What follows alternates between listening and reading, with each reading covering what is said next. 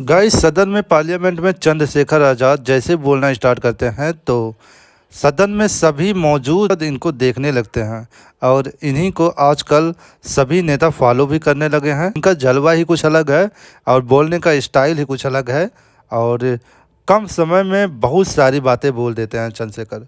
तो ले चलते हैं, दिखाते हैं आपको। धन्यवाद धन्यवाद सभापति जी। फाइनेंस बिल 2025 पे आपने मुझे मेरी बात रखने का मौका दिया। सभापति जी, युवा बेरोजगार है, पढ़ा लिखा बेकार है, मिलता ना रोजगार है, ऐसी हमारी सरकार।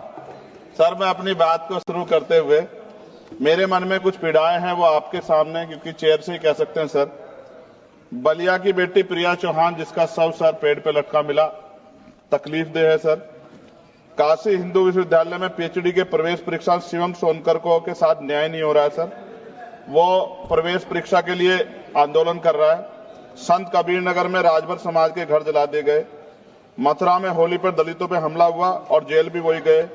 गोरखपुर में एक 13 साल के लड़के को मार दिया, आज उसके परिवार से बात हुई, उसकी मां तड़प रही थी सर। और बिहार में मौलाना फिरोज को पुलिस ने पीटा। अब मैं सर अब बजट पे आता हूं। निजीकरण से आरक्षित वर्गों के लिए नौकरी के अवसर कम हो रहे हैं सर। सरकार बताए कि राष्ट्रीय संपत्ति को बेचकर पूंजीपतियों को फायदा पहुंचाने की नीति कब बदलेगी। जीडीपी का केवल 2.9% शिक्षा पर और 1.98% स्वास्थ्य पर खर्च किया जा रहा है। सरकारी अस्पतालों में डॉक्टर और दवाइयां नहीं है। शिक्षा और स्वास्थ्य बजट पर जीडीपी का कम से कम 6% पैसा खर्च किया जाए। जो गवर्नमेंट अमेंडमेंट नंबर 144 है, उसमें आपने रिटायर्ड कर्मचारी अधिकारियों की पेंशन को कम करने का प्रावधान किया है। मेरा सरकार से आग्रह, इस अमेंडमेंट को वापस लेकर पुनः पेंशन की पुरानी प्रक्रिया बहाल की जाए। सीएमआई की 2024 की रिपोर्ट के अनुसार भारत में बेरोजगारी दर 8% से अधिक बनी हुई है।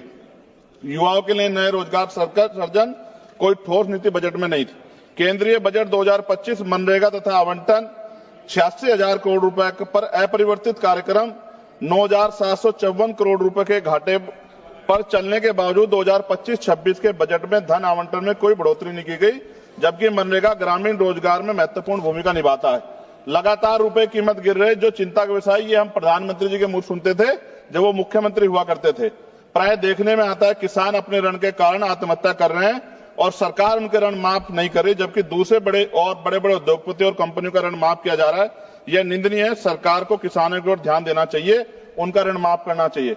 कृषि उपकरणों पर 100% जीएसटी की छूट दी जानी चाहिए। भारतीय शेयर बाजार पिछले कुछ समय से लगातार घाटे में जा रहा है। भारतीय निवेशकों का पैसा डूब चुका है, जबकि विदेशी निवेश लगातार भारतीय शेयर बाजार से पैसे निकाल रहे हैं।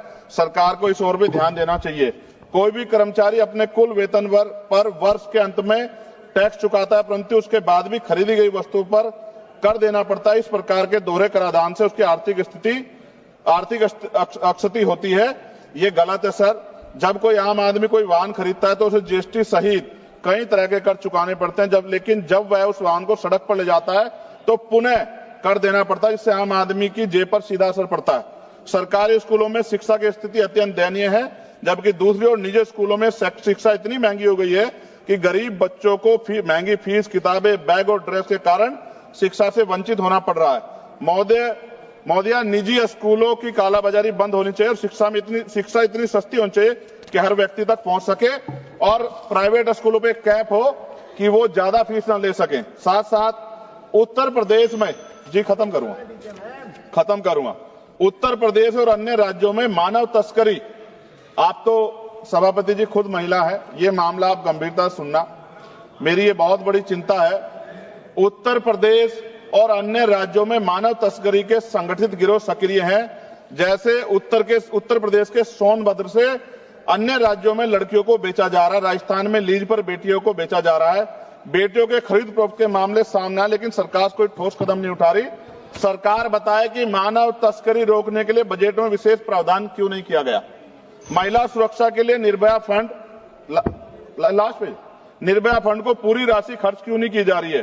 फंड तो बना दिया निर्भया के नाम से, लेकिन खर्च नहीं करे। बेटियों की बिक्री रोकने के लिए राष्ट्रीय टास्क फोर्स का गठन किया जाना चाहिए।